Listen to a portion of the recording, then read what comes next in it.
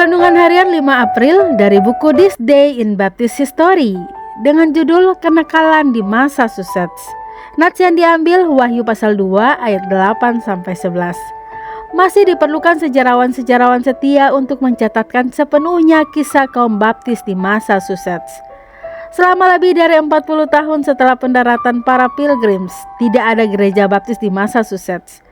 Jemaat baptis pertama yang ada di persemakmuran itu adalah gereja baptis yang ditransplantasikan dari Illston, Glamorganshire, Wales. Jemaat itu dipimpin oleh gembalanya John Miles, memperoleh tanah yang dihibahkan pada tanggal 30 Oktober 1667 di Swansea, Massachusetts. Pada saat kebangkitan rohani besar dimulai pada tahun 1734, ada 9 gereja baptis di persemakmuran tersebut.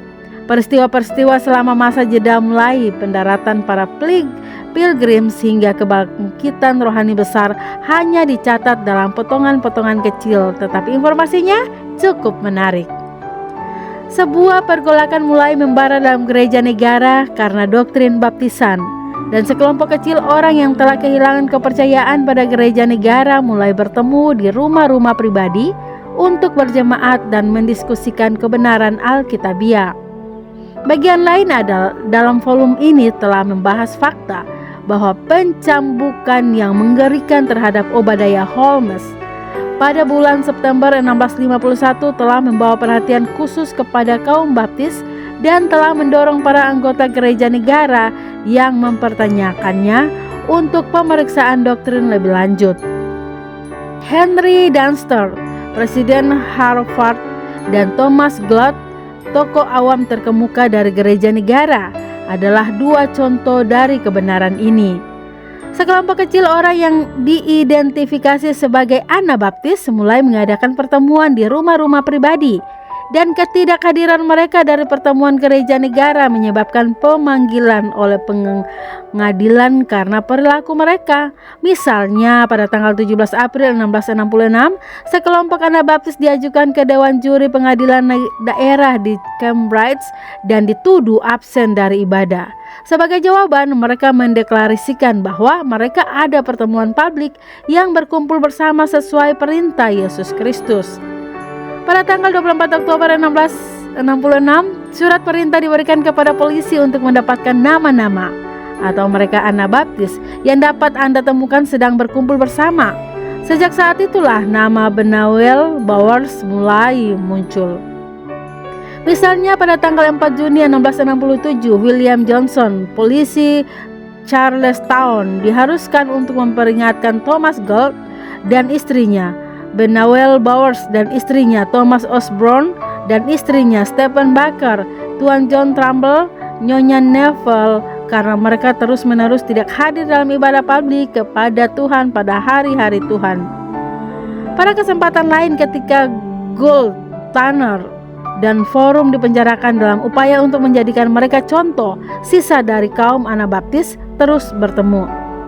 Dua polisi melaporkan kami yang namanya dicantumkan di sini setelah menerima surat perintah dari Tuan Ralston atas nama penasihat hukum bertanggal 24 Oktober 68 untuk mencegah pertemuan yang memecah belah di Charlestown pada hari Sabat.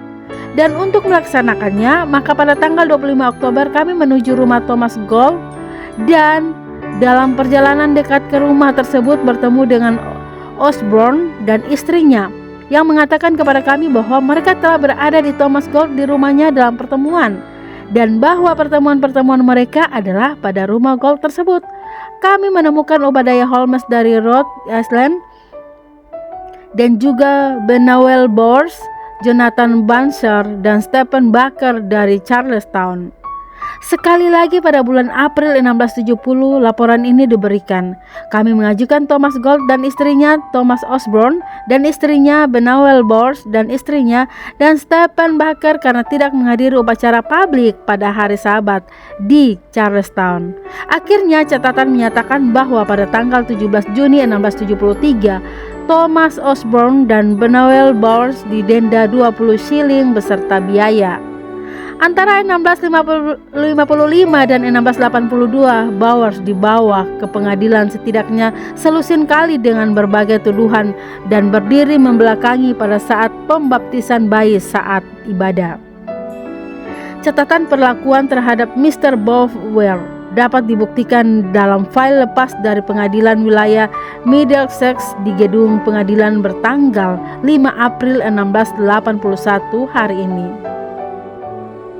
Benawel Bowers tidak diragukan lagi adalah orang baptis yang paling blak-blakan di Massachusetts. Dia telah disebut sebagai orang yang galak dan pemarah dan separatis militan. Dalam satu debat, Benawel Bowers dengan punggung yang penuh bekas luka oleh cambuk kaum Puritan mengatakan bahwa menurutnya gereja-gereja yang berdiri itu hanya secara lahiriah menjalankan ibadah mereka, dan dari gereja-gereja seperti itu Tuhan berkata, jauhilah mereka. Tidak diragukan lagi, hal ini menyebabkan Bowers mendapat sorotan dan perlakuan yang sedemikian tidak manusiawi itu.